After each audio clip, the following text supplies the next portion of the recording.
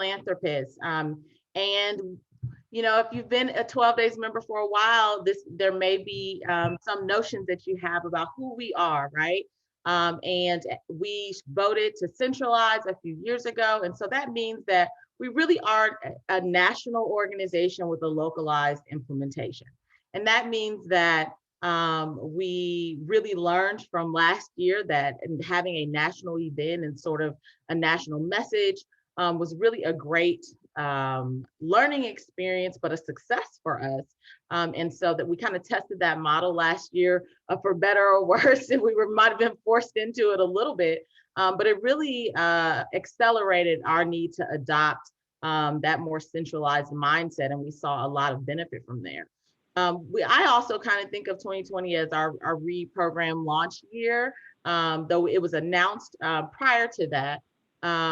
It really was a time for us to start to focus on more of our brand messaging around the READ program. And it is really our opportunity to have sort of a national strategy around programming beyond our chapter level events that have been mostly rooted in our gift giving. So as you think about yourself and your chapter members on a local level, you are the 12 days brand ambassadors. They know people give to people. And so people have been supporting you and supporting the chapter because of who you are and how you have talked about the value of this organization. So we want you to keep doing that and do that in the ways that make sense for your specific chapter. So that may mean continuing your local events. Some chapters have been doing those once a year and others twice. And so there still is a lot of opportunity and flexibility for you to continue to have events on the cadence that makes sense for your audience. But then we also are doing community outreach, and there's all kinds of other like local initiatives that are happening that allow people to get to know the chapter and feel connected to our organization as we grow and change and evolve our messaging. And then the last thing that we really kind of need to think about as we go into the rest of this conversation is the difference between mining resources and begging, right? So begging's got shame on it. Begging's uncomfortable. You don't want to come, you owe somebody something, not, it's the balance is all off. That's not what we're doing. And that's not what philanthropy is. Philanthropy at its core is a values-based exercise that people are identifying well-aligned opportunities and are expressing that through their financial contributions, right? That's not begging. We have a wonderful program and model for people to feel well aligned to, for their organizations to feel well aligned to. And we are really just helping them to understand the value of that investment and thinking really creatively about what exists within our networks that we can activate and bring those resources to the table. So really, really important. I know that fundraising can feel very uncomfortable sometimes, but I think if we focus on this mining these resources versus sort of this transactional experience of just getting something from somebody as quickly as you can, that can take away some of that initial anxiety that can come with making an ask. Any questions right now? And so I think Christy will be manning the chat, so won't necessarily see hands coming up, but Christy, if you want to jump in and let me know if there's a question in the chat, I'm happy to do that. Or again, people can jump off mute.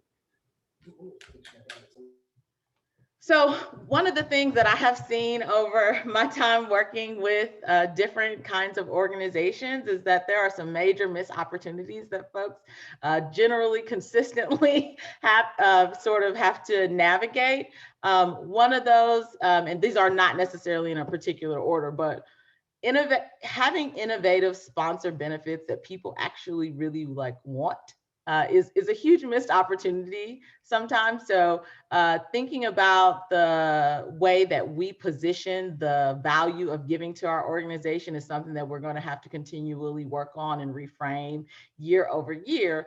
But providing benefits that an organization would really be excited about, whether that's volunteer opportunities or unique ways for their brand to be displayed, sponsoring a playlist or some other kind of exciting thing, is really a place where you can take a little bit of risk and get creative. So just wanted to share that was one thing that we always want to be thinking about, whether these are things we would want, right? If you were evaluating this for your own organization, is this bringing you value or not? And so that's something that we'll dig a little bit more into, thinking about our corporate relationships. The other missed opportunity is donor-centric. Oh yeah, Nick? Sorry, Mel. I don't, I'm still Zoom illiterate. I couldn't find my hand Oh raised. yeah. So, but I just wanted to ask a question. We have a lot of members that work for large corporations, nonprofits, and own their small business. Can you give us a way to frame the narrative now, because you know what is of benefit to sponsors? So, for example, are we saying, hey, we know you market to children, you Toys R Us, which doesn't exist, but you market to children, we give to children. We have, like, how would we frame the narrative to know what is of value to a sponsor? If you have. Yep. So actually, Christy and I are going to work on a template to provide some examples to the chapter leaders so that they can take that back and be able to, I guess, articulate them and add their personal brand to it. But some of the sponsor benefits that I think have been really effective are benefits that explain sort of the impact of the value of the contribution. So there's always, you'll get 1,000 views on Instagram, and we can promise this sort of exposure via newsletter.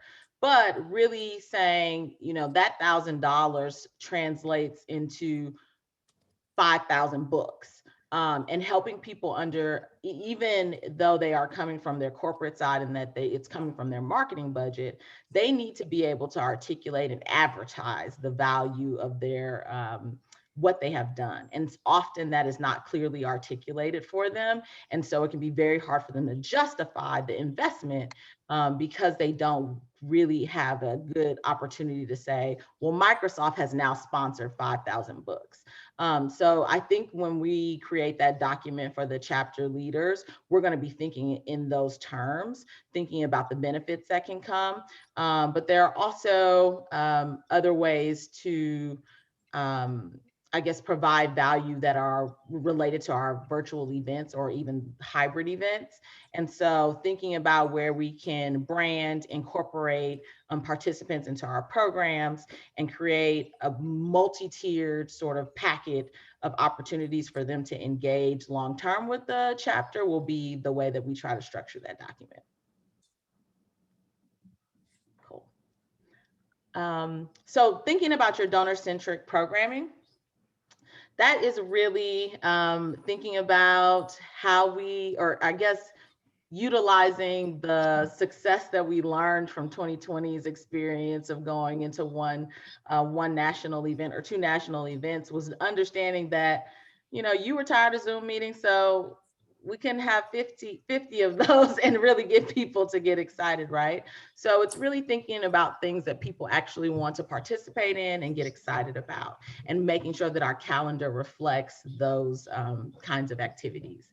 And then the third missed opportunity is saying thank you, y'all. That post-event communication, making sure that we're having long-term engagement and relationship building with our sponsors and donors is going to be something that we're definitely going to be prioritizing this year. And so we're going to share a calendar about how we can be more thoughtful around that. Any questions? And I'll get to my next slide. So we're thinking about goal setting from a national perspective, as well as at the chapter level. So our funding priorities right now, the reason that we want you to go out and be ready to have these conversations is because we want to fund infrastructure.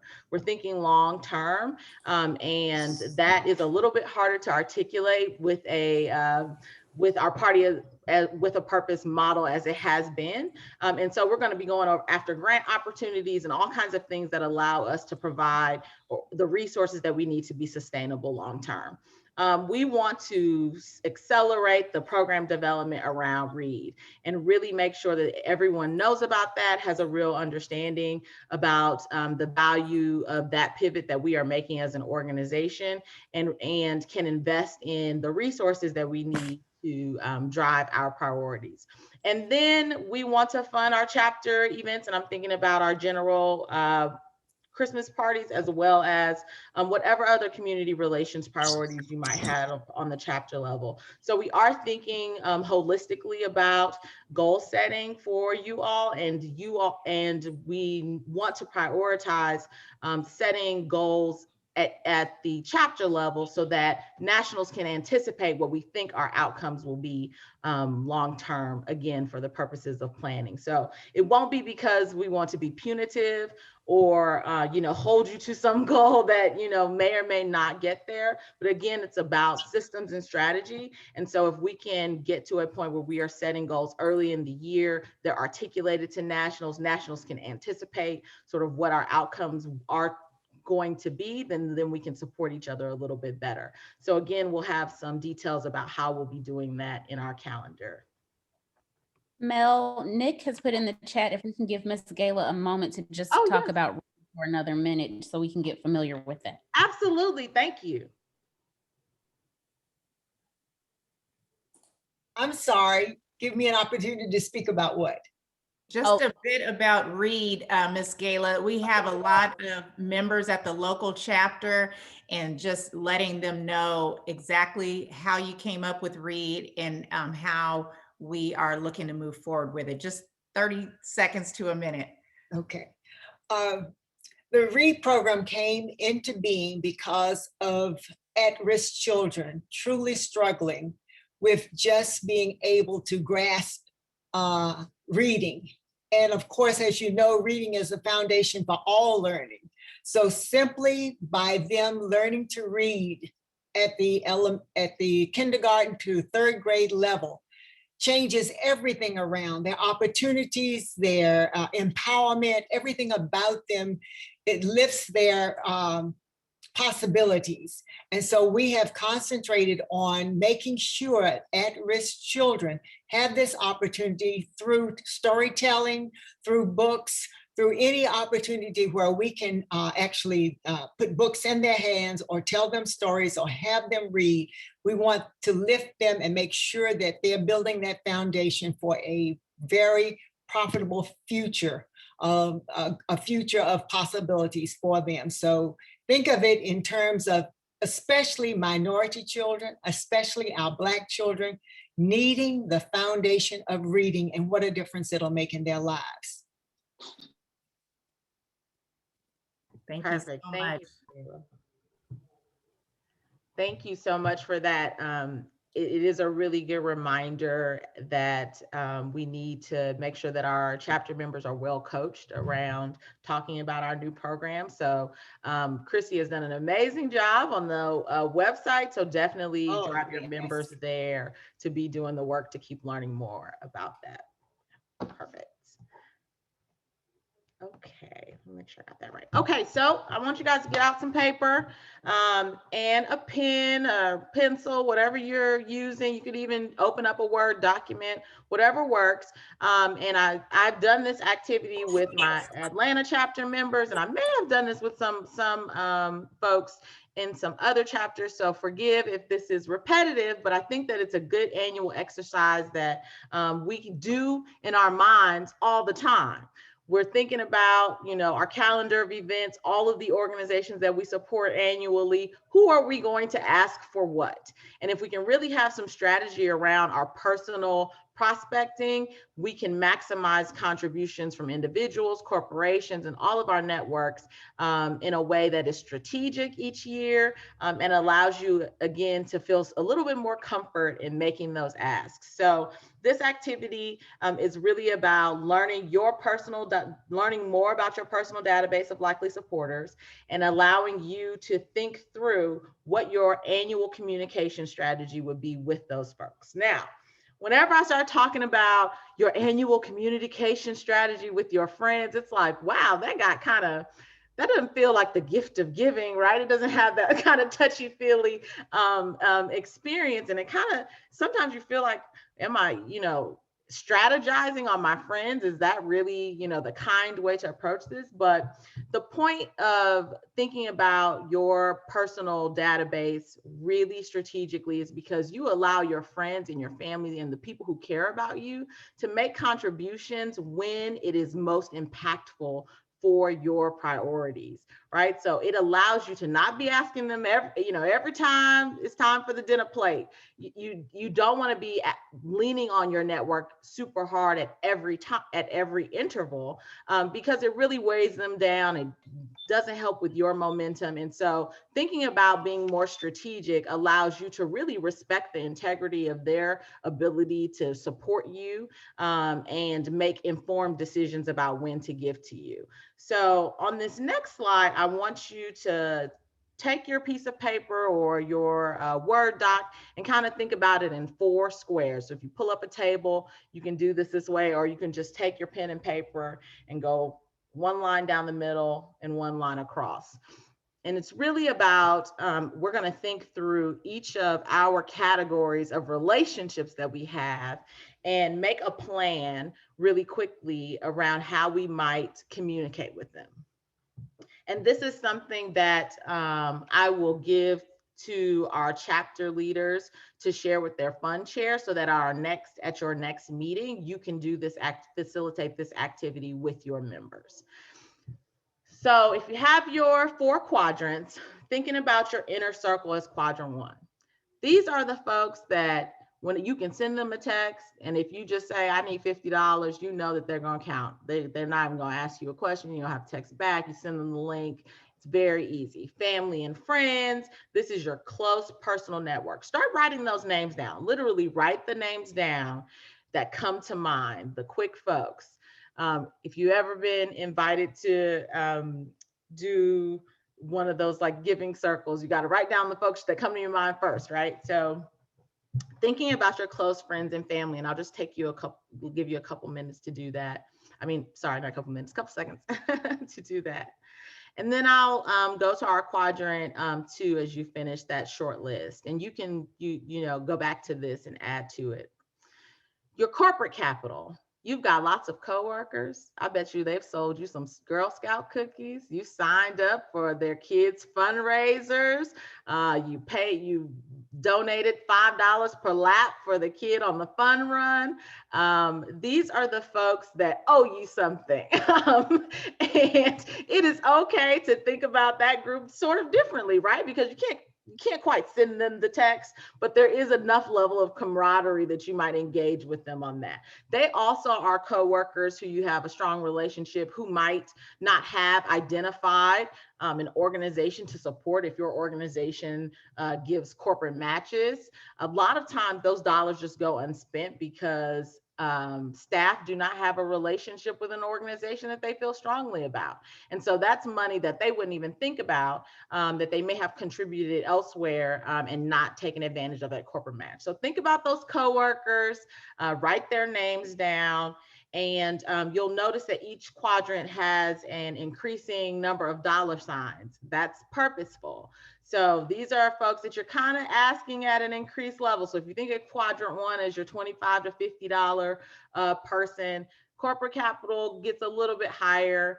It may be something in the $50, $100 range. These are not, exact numbers, but I just want to help you to think about sort of what level you're moving at. And your 3rd quadrant is your social capital. Those are your girlfriends from your sorority, your husband's fraternity members, every club and organization you pay dues to, any mentors or sponsors that really kind of fall into that maybe corporate coworker or colleague space, but have higher capacity to contribute, and you have seen make those kinds of thoughtful contributions to other organizations. Write their names down, or maybe even write down just the name of the organization that you want to figure out how you can activate. This category is also, I think of it as a /partnership category. So this is also a reminder that these are all organizations that could be potential partners to 12 days. And so that might be something that you might share with your chapter member, or as you think more about what you can contribute this year from a, give get perspective. I'm going to give this much, but I can get this. Those partners in your social capital corner are the ones that you would be activating there. And again, usually you can ask a little bit more. You can go, 125 for the chicken dinner. You can go a little bit higher with that group, right? And then your final one is your personal vendor list. So we have a lot of personal vendors. We had to scale that back a little bit in 2020 because we couldn't do all the things, right? But we have our hairstylist, our masseuse, our doctor, our dentist, our trainer. A lot of those are small business owners, right? They have to think about what their philanthropic imprint is going to be. You have all kinds of conversations with your hairdresser. You might know her very, very well, right? So you know what priorities she might have and the things that she's passionate about. These are all folks that you invest in annually, and it is okay for you to ask them to invest as well, right? And so think about who those folks are, write that list down. And obviously they're at an even higher price point. So we're thinking about our sponsors for our events, maybe at that $500 plus level, depending on the size of the organization. And so now that you have this list, keep writing those things down. What I think the next step would be is to take this away, but I want to tell you what you should think about doing. Think about our annual calendar. So if you are a chapter that has 2 events, spring and winter, or maybe you just have winter, think about what sort of cadence you might approach each of these people at. And thinking about the communication and relationship building. So at your inner circle level, there's probably a bunch of folks that just bought a ticket or have been coming to the party every year. That group may be kind of your November group where you can just kind of remind them to get their ticket. But you always want to be thinking about activating them and moving them up a level, right? So they may be the folks that you can always just text at the end of the year, but maybe we think a couple months earlier, we let them know, well, we do have, these increased levels, and maybe you update them on that. Your corporate capital folks, we'll talk more through that, but those are coworkers. They usually can make a pretty quick decision, but thinking about your corporate match, that usually takes at least 90 days to come through. There's some paperwork that has to go through HR. There's a lot of things that you need to be anticipating. So maybe that group, you start thinking about late summer, about getting them in the loop. Social capital folks, they sometimes can be really flexible and make decisions pretty quickly, but they are matrixed organizations just like we are trying to grow into. And so that means that there's levels the members have to vote. We have quarterly quarterly meetings. So you want to make sure that you give them as much time as possible, right? So they may need 6 months or more to be able to make a decision about whether or not to partner or make a significant contribution to our annual goal.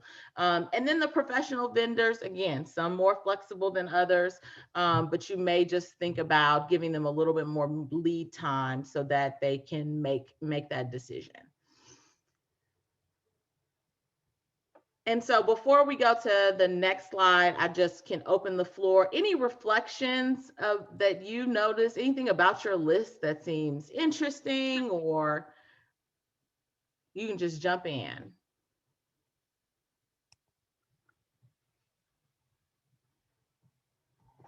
So this is Meedy, and I just want to say thank you so much for having this. My biggest takeaway was your initial comment early on is that philanthropy is not begging. So I really appreciate that.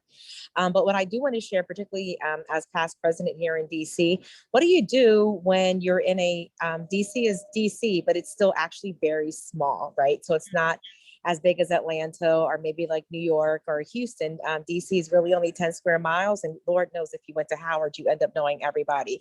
So what happens if you realize, and this is more so for the personal individual type donations that you're looking for, what do you do or what are your recommendations when you kind of have people that are in the same network?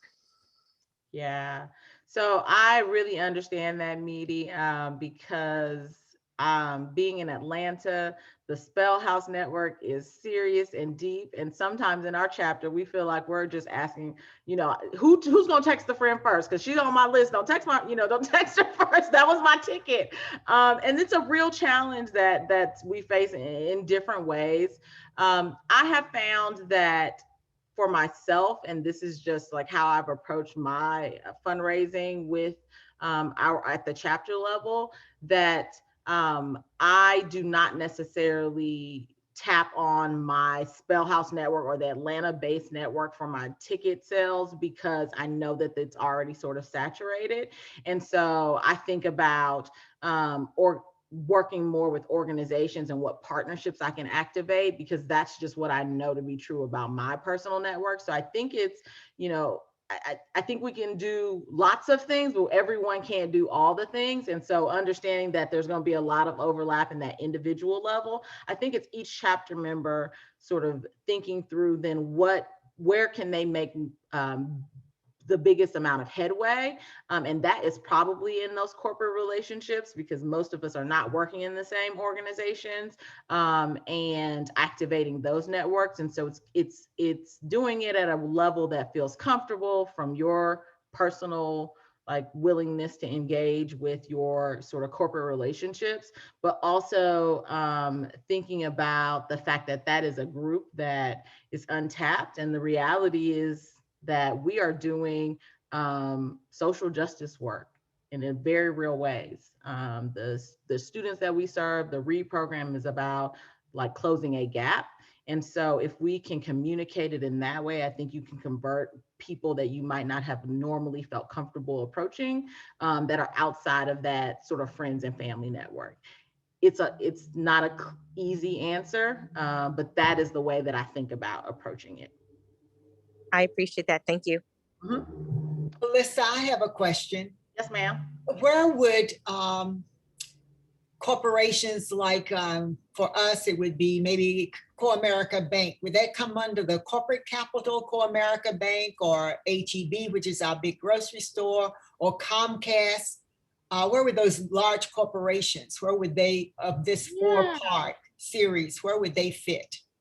So I think the best place would probably be the corporate capital, but they don't necessarily fit perfectly in this matrix. So that they could fall under corporate capital if you have a relationship you can activate there. But if it's more that that they are giving resources, I think that might be its own little box that you would want to add to that conversation. So, I'm going to add that to the document before we send it out to the chapters, so that it includes that potential extra box that people may be able to activate within their networks. Thank you.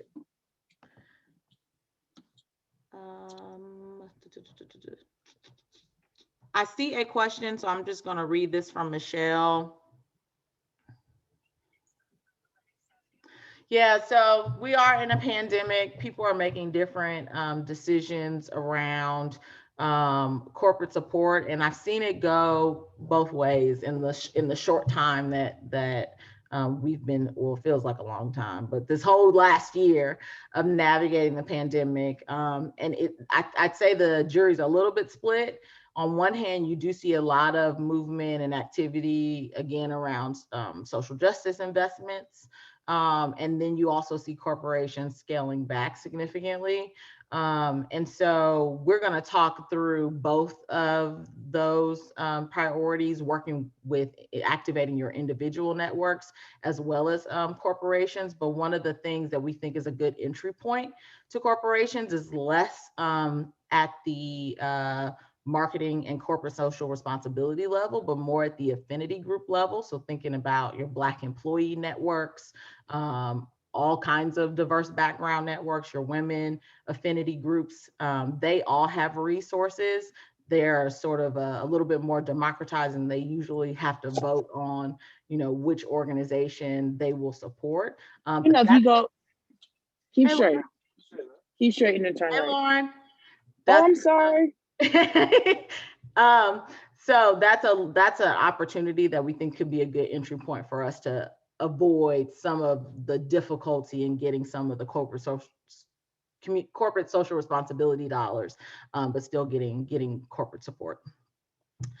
And I see a question about social media, and I'm actually glad that it has been brought up. So I'm going to save that one, Ruth, to answer around communication strategies. I got 2 more slides and I'll get right to that. So we have an opportunity to meet the moment. So now that you have your list of your personal prospects, there is a great opportunity for us to capitalize on the momentum that we had last year. And so we are thinking again at the national level from a strategy and systems perspective. So our strategy is just going to do what we do best, right? It worked last year. There truthfully, from a just like prospecting perspective, at the chapter level, we have not gotten to $200,000. It required everyone coming together and doing that as a national effort, and it worked.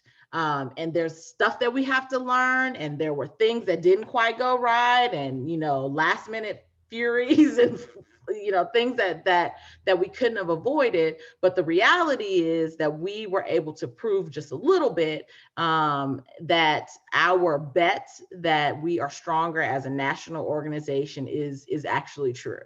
So let's learn from those wins. Let's talk with each other. Let's talk with the folks at Philly, Oakland, and Detroit. And that is not to take away from any other groups, but those were just some that really stood out because of their unique sort of grants and opportunities that they activated. So we need to talk with each other and have that kind of interaction. And so again, thinking about how we are going to support chapters more effectively is pulling together some sort of case statements around what worked about those partnerships and sharing those out with our chapters and chapter members so that they can start strategizing about how to replicate some of that success.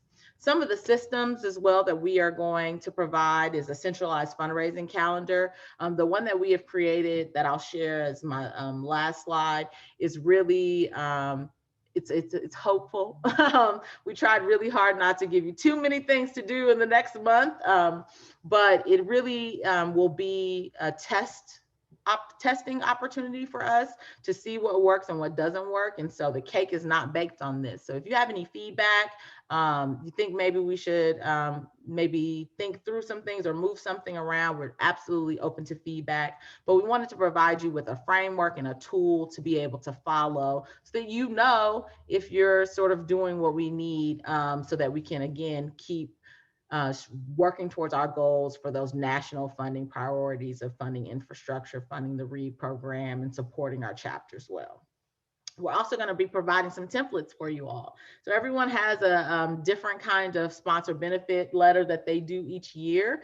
And we're not taking that over by any stretch. So breathe deeply, Christy. I wasn't saying that was your turn, but there's a lot that we can learn from each other. And so us, again, providing some examples of sponsor benefits and some corporate outreach letters that will help you feel more confident connecting with potential supporters so that you don't have to make up the language around that. We'll provide you with some email templates that you can use to be able to communicate. And then again, coaching and support.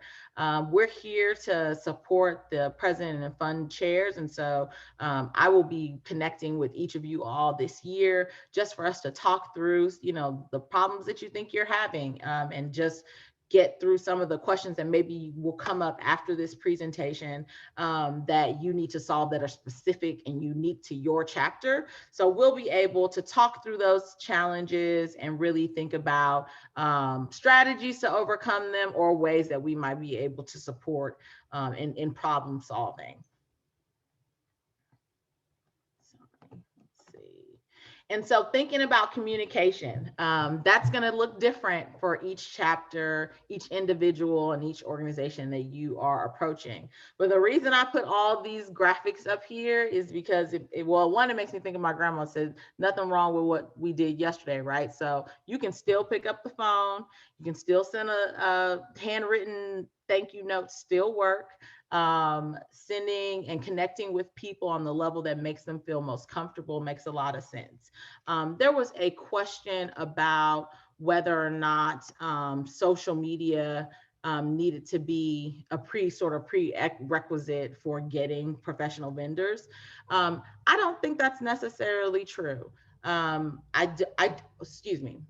I don't think that social media is or having a really strong chapter level footprint is a requirement for you to get a professional vendor on board. We have really great branding at the national level, and I think it's really important for us to always be pushing that forward because there's a lot of work being put into the messaging and branding there. And so if at a chapter level, you don't necessarily have the resources, whether in members or otherwise, to put towards promoting on social, the best that you can always do is always share what's coming from the national level, right? And so then you have some standard to follow that you can at least point to when you are having those conversations with organizations, so that it does look professionalized. But if you don't have the sort of member resources to be able to, pull together a full social calendar, I don't think that that's something that you should spend energy on, because we have such great branding at the national level. You can copy and repeat, and then you can spend that energy on activating and making good relationships with those professional vendors. I think the other sort of sub question in there is, well, if I'm talking to, my hairstylist and we only have 300 followers on our social media page, is that really a benefit for them? And I would say that you have to sort of make that decision at your chapter level, but there are national benefits that we can point to. And also that's a really good opportunity for us to focus again more on the impact of what their contribution gives, as opposed to the number of viewers that might see their post. So it's just kind of shifting our language and shifting their thinking about what the value is of contributing to our organization.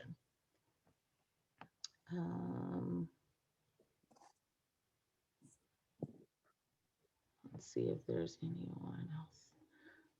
Okay, so I see, is there a national database of companies that have donated in the past?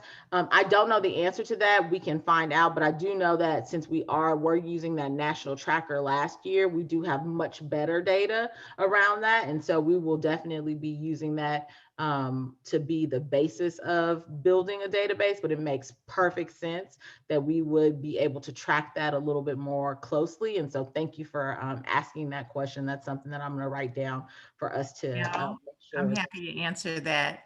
Hey, Mel, it's Nick. The answer is yes. And so that was one of the kind of great takeaways, is that we have a database of, I think it's 1,700 because of our national fundraisers, and included in those are a lot of our corporate sponsors. So everybody was able to put that in. And I do think, going forward, it's something to discuss.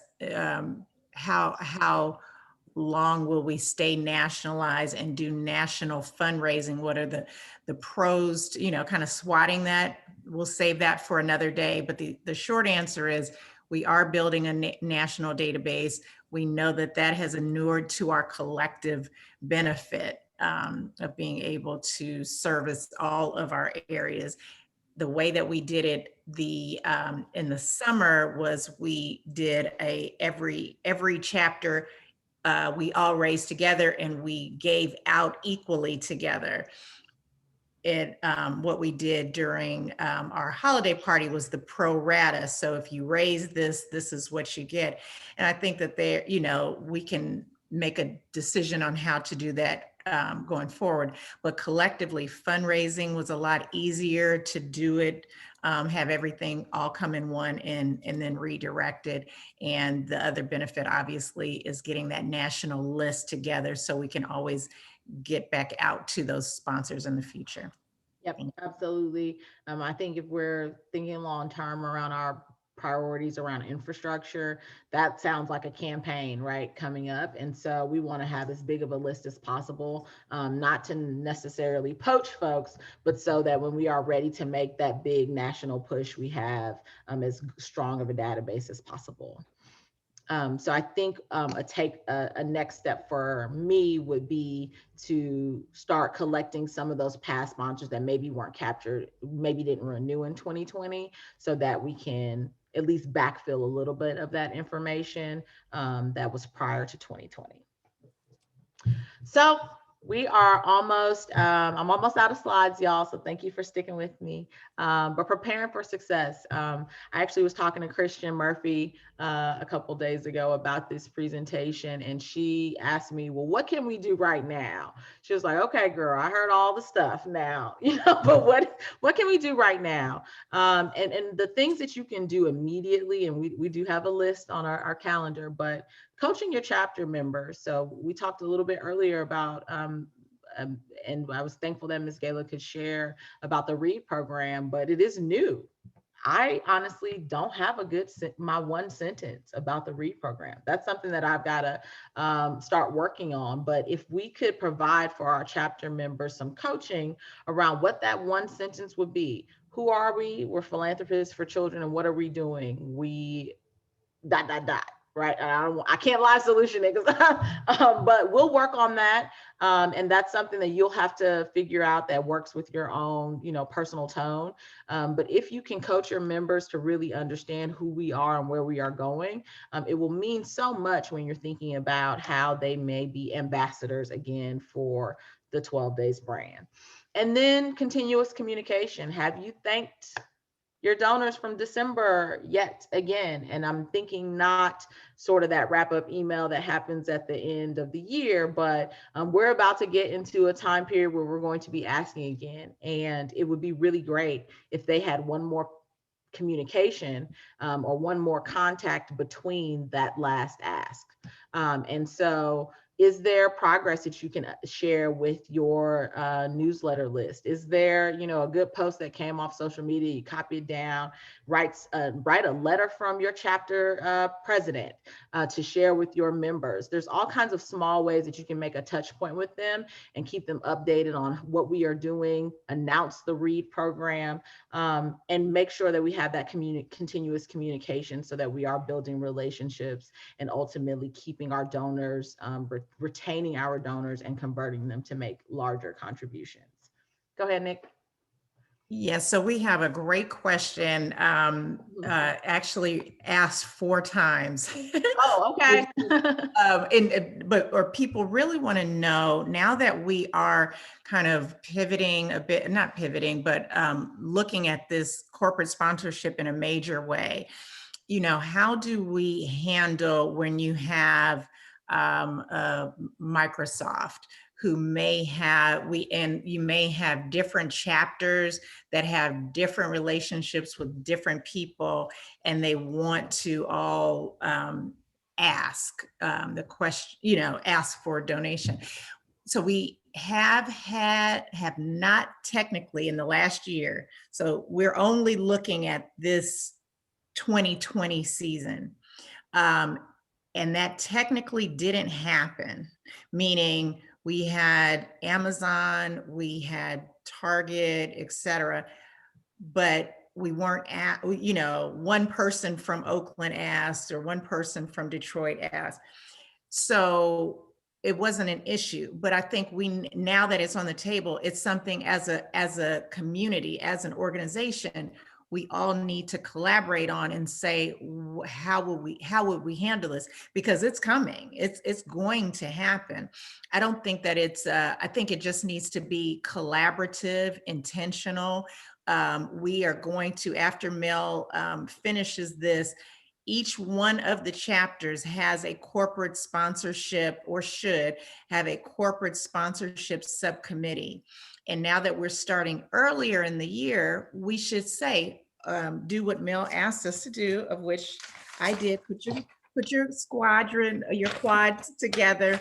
And if you have Verizon, if you have Comcast, if you have these relationships, we're going to be asking earlier, so that, or Target is a great example. We have one of our chapters that is mining a relationship there that but we all have worked with, we shop at Target.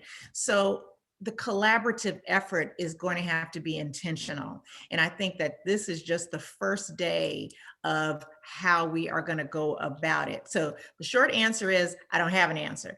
But the second point is, we will do it together. We're going to answer that together. We're going to have a national subcommittee that is spearheaded by Mel, and where we can get that calendar together, get our members to start thinking about this in April versus November, right? That's a big thing. And if Tanya knows Target, and Keisha knows Target, and so knows Target, maybe then that's stronger for us to say, hey, Target, give us $20,000 collectively, and we will look at and distribute to those chapters that have it. Or another thing, all of our children are 12 days, right? That is another model. So if we start to shift the narrative towards, I'm only servicing DC, I'm only fundraising in DC, or only doing it to benefit Detroit, and that everybody on this call will be best served if a child in Detroit knows how to read. We all share in that victory. We all are using all of our resources so that the children in New York and the children in Atlanta, they are all 12 days children. So I think that we're not going to solve it today, but I think as we grow, there's going to be a lot of power in having that national reach and national intention about, let's raise it for all of our children in our communities. All right. So I did talk my way out of answering that. We are going to get back to it, I promise. But I don't want to drive it. I want us all to have a say in how we approach it, so that when we get to the end of the year, we got it down pat. So Nick, for right now, and I'm thinking about Atlanta, so we think about all of the targets in our neighborhood, and we make separate asks because we know each target has its own budget, right? But then a national ask to target corporation might be something more at the national level that we would want to be able to support you in making that ask. So I wanted to make sure that we are saying, keep going. Don't stop. Don't not make your ask. We are figuring out what systems we can use to implement long term. I think what definitely needs to happen is us have a national survey where we kind of can collect some data around who we know and sort of bring some of that personal prospecting up to the national level, so that we can understand who needs to invite the folks to the table who can have that conversation. So I think there's some information that we still need to collect, but we definitely will be thinking through that. I think that's perfect. And I just want to make one more kind of shameless plug about the national. So when we did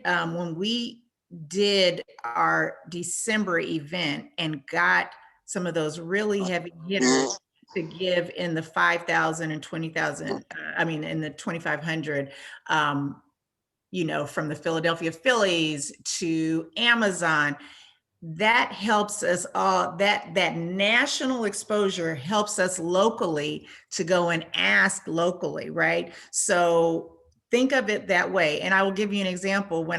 So our major fundraisers, we did engraved ornaments. And I went into all things, the ornaments place where you get all things engraved or whatever. And the lady behind the counter, she was just astounded. Wow, you guys got the Philadelphia Phillies. Wow, Amazon. Tell me more about your organization. Who is this? So they didn't ask if it was from, New York or if it was from Oakland. It was the fact that we got those in there. So know that you will be able to leverage those types of things locally as well as on the national front. Definitely. And I see another survey that we need to do, and that would be around getting some impact numbers. So that, and I know Christy's working on those items as well from a communications perspective, but thinking about that, those details will be a part of the templates that we provide. So thank you for bringing that up. And so the long awaited, calendar. Again, if something seems crazy, forgive us. We were being ambitious, and we welcome your feedback.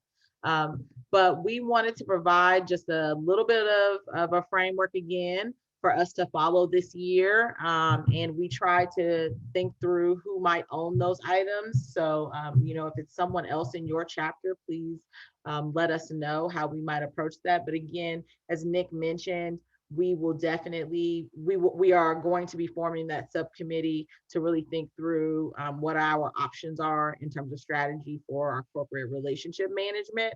But these are ways for us to be thinking about our fundraising calendar as an annual experience that does not just kick off come August when we need to find a venue and get those tickets sold, right?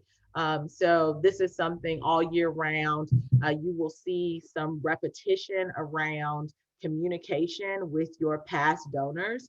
I cannot emphasize that enough. That is seriously is one of the major missed opportunities that folks just, it does start to feel like a beg on that side when we only hear from you, when there's an ask. So it is really important that we communicate the value of that gift all year round.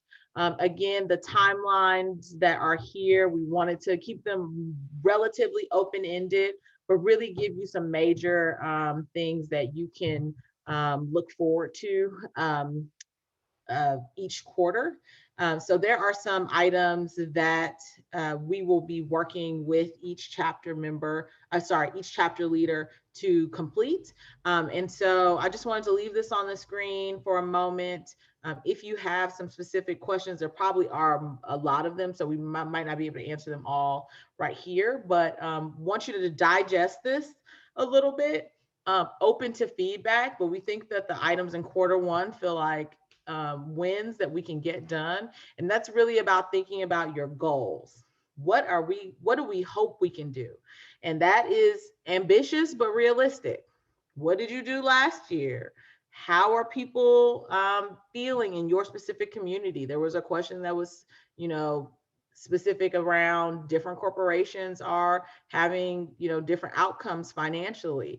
Are you seeing less support? How did 2020 go? Do an audit of that experience. Maybe that's something you might do with your executive committee to start creating some goals, and we'll communicate, would like to have those communicated back to nationals again, just so that we can set some expectations. We've set it as two separate goals, right? So I see event, and I'm use the term event, but I guess we would think about that as our gift giving goal, and then for the READ program. And the reason that I separated those is because we need to be thinking about what's realistic programmatically at the READ level. And so we need to be able to anticipate what that might look like in terms of the funding that we can expect. So again, I know that there is some decentralization around fundraising in that way and how chapter dollars are run. So I'm not at all setting the expectation that Nationals is about to, take your READ money.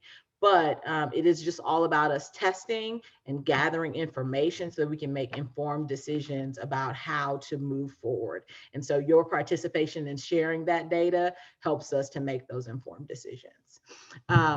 Thinking through the outreach letter and benefits, that's something that I will be providing a template for you all to start working on your chapter branded version. So we'll provide the general the words you need to make sure are in there, but we want you to put your own personal splash on that. And so, but we do think that it's something that is a resource that your members need as soon as possible. And so we have set an ambitious by March 31st to just have some version of that letter in circulation so that people can begin to go out and start making those asks should they have the opportunity to do so early in the year. Again, also thinking about your March meeting, it'd be great for you to be able to do that personal prospecting exercise where you're separating the boxes. I'll add that extra box that Ms. Gayla mentioned about corporate responsibility. So there's some things that'll be coming in your inbox. The rest of these things we plotted out. They are subject to change. This is tentative, but we wanted you to just be able to kind of anticipate some of the priorities that we will have. Again, a lot around thank you and centralized messaging, making sure that we're donor centric, making sure that people really understand that we have these two priorities and collecting data for nationals to be able to make decisions. I think that those are all the things. So there's probably some questions in the chat. Let me see if there's anything that I can answer right now. Yes, definitely we want to collect those volunteer hours. So we'll add that to our impact numbers. Thank you, Christy. Okay, so I think we're all caught up on the chat. Again, really just excited about this opportunity and this new stage that our organization is moving in. So I'm available. I'm excited about being able to work with you all and us collaborate and really, again, activate the amazing network that we have within our membership for the greater good of our 12 Days Children. So thank you.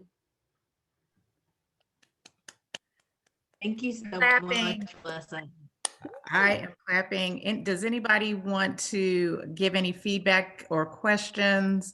I know I'll go first. I've been in the organization for over a decade, and we have always I've served as corporate sponsorship chair locally. And every year we endeavored to try to start talking about corporate fundraising earlier than November. And every year we failed. Everybody gets hyped up towards the end. And so Mel, I want to thank you not only just for answering the call, but for really making this presentation very user-friendly. You gave us all takeaways on a personal and a chapter level, and you gave us a calendar. You know, that is the great point of any organization, is to try to give us some systems and some structure here. So I am just very pleased with you, my sister from Oakland, California. So can you guys you take yourself off mute and ask your questions? Please do while we have it. And I'm gonna put my email in the chat just in case there's something. Hi, Nick. It's Tawana. Thank you so much. This was a wonderful, wonderful presentation. I had a question to see just what your thoughts are regarding the thank you, regarding the follow-up. What are your thoughts on having either a quarterly or at the halfway mark, a newsletter that goes out that would be digital, and definitely for our big sponsors to send them a hard copy saying what we have done since March. Like we're at the half year, since January, we're at the half year mark, and this what's happening in Houston and Atlanta, etc. But included in that newsletter would be a list of all of the sponsors, because I think someone commented that, you know, identifying sponsors will make their competitors want to jump on as well. I believe that, you know, the young kids say, it might not be just young kids, even some that are in the millennial generation, they talk about, and I think that our separate and watching. Oh, wait, sorry. Alicia, Yeah. we can hear you. Thank you. Yeah, I think that our corporate sponsors would serve as influencers. So just a thought on a newsletter. Yeah, absolutely. I am a big fan of the annual report. I think that you can do it once a year and and be impactful. That is usually something that would happen well, end of fiscal year, or usually in that January, February time period. So we are out of that time, but I do think that there is potential for us to be able to have some kind of centralized document. I do think on the local level, that's something that is much quicker to be able to pull together. And so absolutely pulling together that list of names in some kind of document. And you can keep it very simple, right? So this can be a Word doc, you PDF, drop off some photos in, put a border on. Somebody in your chapter knows how to use Canva. It is a great tool to be able to pull together some kind of document that allows them to see their aspirational peers, right? So I think that that's something at the chapter level you definitely can move, or would, if you have the resources to. And then at the national level, we'll just have to see what we are able to pull together. But it absolutely makes sense that we will be sharing annually who we are. And I think it's something that could be digital. Folks are so out of their offices now. I don't know if from a cost perspective, it makes sense for the printed version, but having something digital that's attractive and really explains it really quickly makes sense. Okay. Yeah. You. So Melissa, this is Meady. I just have one last comment to share. I know that we're speaking a lot about our actual corporate sponsorships, particularly from larger name brands, from what I'm understanding. But what I want to also encourage people, as a person who been in the organization for 10 years as well, and this during my presidency was the most money that I personally raised. I think part of it was just because I felt more vested. Obviously, I was a leader and I needed to lead by example, but all I literally did was send out text messages to several people and consistently raise $2,000 to $3,000 for each event. And I just want to encourage those of you that are on the phone that if you don't have that necessarily, the Target or the Verizon or that big name brand, a lot of your friends, colleagues have smaller businesses where you can get the $300, $400, $500 donations, and it all adds up, right? Really take a page out of Barack Obama's book with, that grassroots fundraising. And I literally didn't do anything extra, but literally, and Nick is right, unfortunately, I did wait till the end, but it worked. And so right before that time, I just sent out a lot of text messages, and I kind of like cut and paste the same message. Hey, Melissa, would you help me? Hey, Tawana, would you help me? Hey, Miss Gayla, would you help me? And before you knew it, I raised, $2,000 to $3,000. And DC had the most individual sponsorships in our history, because we had great people like, for example, Nick and others in our chapter who own their small businesses who always donate. But we also had a lot of the other individual $200, $350 donations where we raised over $100,000 in our 2 years. So I just want to really encourage everybody to just kind of step out of your comfort zone and just send out the text message. I literally didn't call anybody. I literally just sent text messages to most of my close friends, and it worked. So, don't negate the power of just sending out the ask. And even in the pandemic, DC raised over $100,000. And so, God will make a way for whenever we need to have that, because we do have a mission that I think touches everybody's heart. So, don't feel afraid. As you said, you're not begging, you're asking for the children, and people may not be able to give 100, but you might be surprised and they give you 50. So, but it all works. Yeah, absolutely. I think that one thing that we don't always realize, and this could be, maybe these are just my friends, right? But sometimes folks just don't know what you're doing. They don't know what you're involved in. They saw the post, but they didn't really read Exactly. it. They, share with your folks what you're doing. And to Meady's point, that could be text message, that could just be an email update, and that is a good touch point as well. If you know that you had to activate a whole lot of folks last year and you feel a little bit nervous about reaching out again, now would be a great time to send an email just saying, I had a great call with my 12 days sisters. We learned about, you know, how we're going to nationalize our fundraising strategy. And I just wanted to update you with this link to the READ program. People just may not know that you're doing what you are doing. And so sometimes the hurdle is just getting the information out there, and people would be happy to support you. So if you are thinking or assuming that, you know, maybe you can't send out the text that might convert people in that way, you're probably selling yourself short. I feel very confident about that. Folks want to know what you're doing and are excited to support you. Melissa. I'm sorry. Never mind. I'm having audio issues, so I'm talking to you through the phone and on. Oh. Mm-mm. Okay, while we're waiting, Melissa, I wanted to just add that, and piggyback on what Meedy said. I simply took an email and I cut and paste and sent it to everyone I could think of. And then I followed up with text. And I really just feel like if you just go that extra mile to keep pushing, and don't give up, and don't assume that people won't give, especially if you give them the narrative of what we're doing in the community.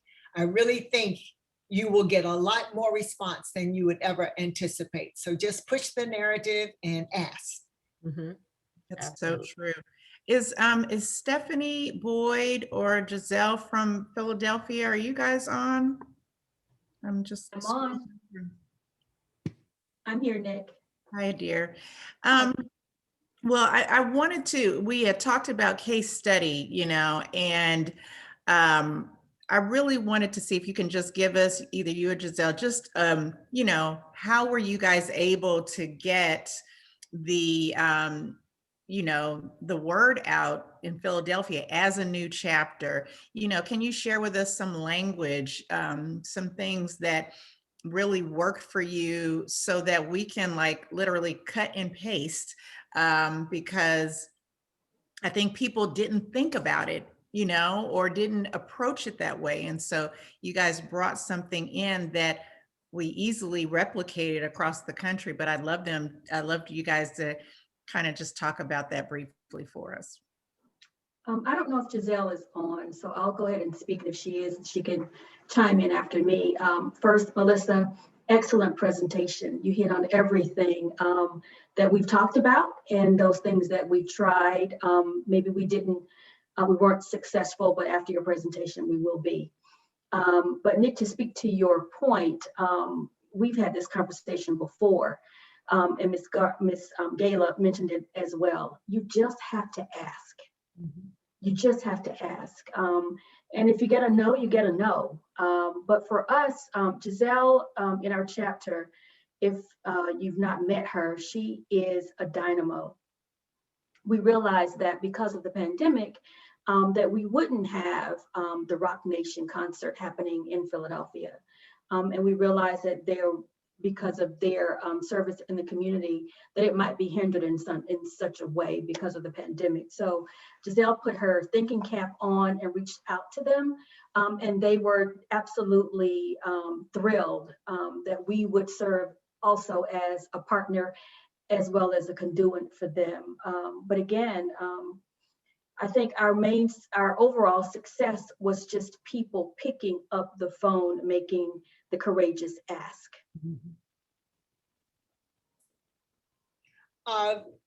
Melissa, I'd like to add one other thing. This is Gayla again. Last year, one of the applications that we had to do for CoAmerica required a national report. We had never done a national report before. And I'll be very honest with you, I looked it up on the computer and found out what all went into a national report. And I approached our own Sharice Curd, who had done a report, a PowerPoint report for us some time ago, and asked her if she would put together the different pieces that I pulled in. And I tell you, she did the most beautiful job. I shared it, I think, with you, didn't I, Nick? The national report, it just, Mm-hmm. It really did help seal the deal with CoAmerica. And I really think that would help us because it put in front of people who we're serving and pictures and who are some of our sponsors. So it puts all of that in front of people that we are approaching. And I think it's a great idea.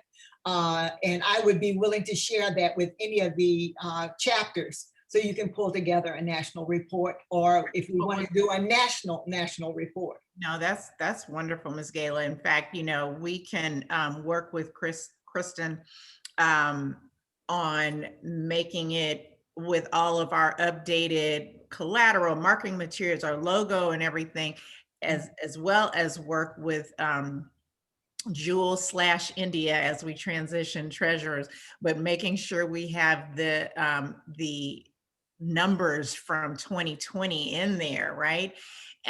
Because I think, to Ms. Gala's point, we don't have to reinvent the wheel. We have a really good draft, and once we finalize that, we can drop that in the president's Google Drive for 12 days, so that the presidents have access to that. They can give it to our corporate sponsorship chairs, so that, you know, however you all want to use it, whether you're going for a small business or a larger entity, you'll have the facts. Number one. Number two, I think everybody should just read it anyway, to really know about our organization, know what we've done. You know, we are small but mighty. See how our growth, and see how we do it, just as an educational tool, to Mel's point, to be able to talk as intelligently and crisply as possible as to what is 12 days and what do we do. Nick. Yes, and, ma'am. and Melissa, I'm glad this is coming up, because I hadn't thought about it, but a lot of corporations, after what happened with George Floyd, announced that they would be revamping their diversity and inclusion policies. And I kind of wanted to highlight what happened within our own chapter. One of our members, Aisha Young, works as an attorney. As a result of her company announcing that they were going to revamp, she and some of her coworkers, all attorneys, created a group called the Alliant Group Black Collaborative, and they pitched 12 days. She, highlighted what 12 days was all about, and the reasons that we have to support African Americans or minorities who are impoverished. And as a result, her company donated $20,000 to our chapter, and they earmarked half of it for our charity and half of it for the Reed Corporation. So that might be another thing that we need to think about, are those companies who have said that they are going to change their policies on diversity and inclusion. Thank you for bringing that up. I actually missed a slide about corporate partnerships. And so I just want to really quickly, I know we're coming up on time, but there are three main areas that I think are of opportunity for us to get into relationship with corporate partners. So to your point, Tawana, that marketing, corporate social responsibility bucket, that would be where sort of those social justice dollars might be falling under. And so thinking about where those opportunities are, and then the employee affinity groups. So I mentioned that, and that's exactly what that group created. Sometimes they're built in, so like Amazon Black Employee Network and those kinds of things. Those are the groups that we would be wanting to get connected with, because it's a little bit easier for them to make decisions. And then there's also more grant making that's happening at the corporate level. And so that would be something at a national level we would want to prioritize. But I just wanted to back that up with those three buckets so that we remember that those are opportunities, and I'll share some more information about that. One last thing, and I mentioned, we also need to take advantage of things like the Amazon Smile, all of these national programs that give to charities. And I know Amazon Smile is simply just one of them, but there are many of them. There's one by Melaleuca. I can't think of all of them, but I'll be happy to send as many as I know of, because we all shop Amazon. It's the richest company in the world. We all need to be getting something back. 12 days back through Amazon Smile, and you just have to do it up front before purchase. Melissa, I have a question. This is Lena from Detroit, and I know my Vice President, Tara McIntosh, is on the phone, and maybe this is a question, if not for this committee. I know we have other workshops coming about, but we had an opportunity with Ford Motor Company, but we were not able to submit all of the documents that Ford requested. I'm gonna let Tara talk, because Tara is former HR person at Ford Motor Company, if she's still on the line. And I'm trying to think about how we can proactively go after them again. But they were asking about us as an organization as a whole, not just the Detroit chapter. Tara, are you still on the phone? Yeah, I am. Thanks, Lena. Hi, everybody. Yeah, I did go out for a grant, actually, is what Ford Motor Company Fund has established. And so there are kind of a next level requirement of documentations when you do a grant. And there were some things like the national report we were able to get from national, but there was one other report, I can't call the name of it right now. But we supplied everything we had and we could, knowing that it might not, fit the full requirement, it might not fit them specifically, but I was able to couch it in a way and term it in a way where I thought it would fit. We didn't get the grant, but it's things like that I should go after to be more sustainable, like you said in your presentation, to go for grants and things like that, that are, higher in number and more continuing basis. But we'll definitely try it again and look to get the reports that they need. Yeah. We thought we were in a perfect place, right? Because Detroit is still home of the old big three, because Chrysler is somebody else now.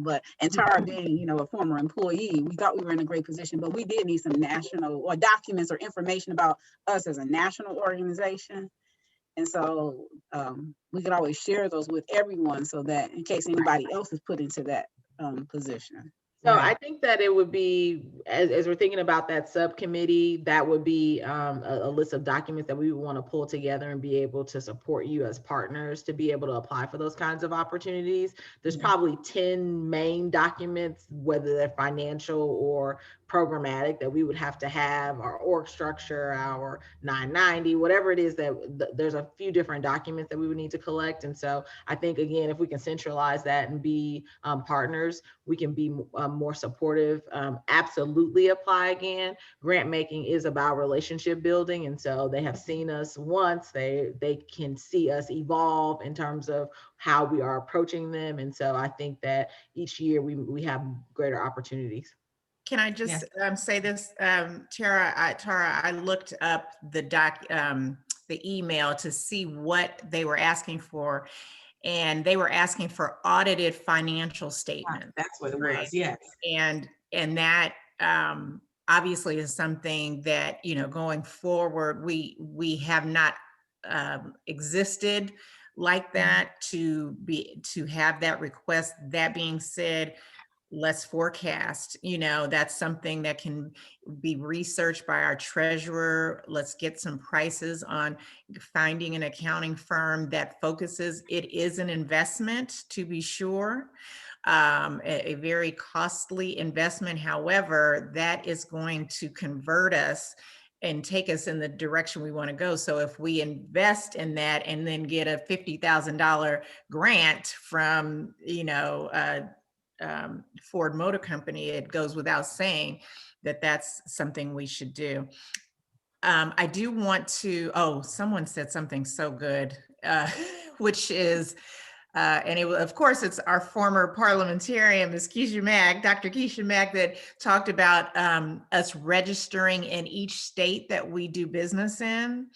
And the answer is that is something we are always endeavoring to do. I need to absolutely put that back on the presidents to do that, because that is another issue. I know that DC, for example, we were trying to go for a contract with a government entity. I think it was a DC lottery, but they required you to be registered in the district, doing business in the district.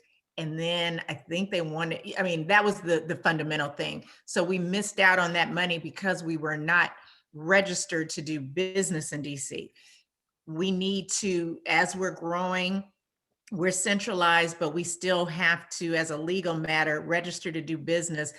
And we see why, because you miss out on financial opportunities to not be registered. So I will be working, over the next year to make sure we're all in compliance in that. Thank you, Keisha. And we are at our 3:30. We are at our 3:30, and everybody knows we cut it. We are conscientious of everyone's time.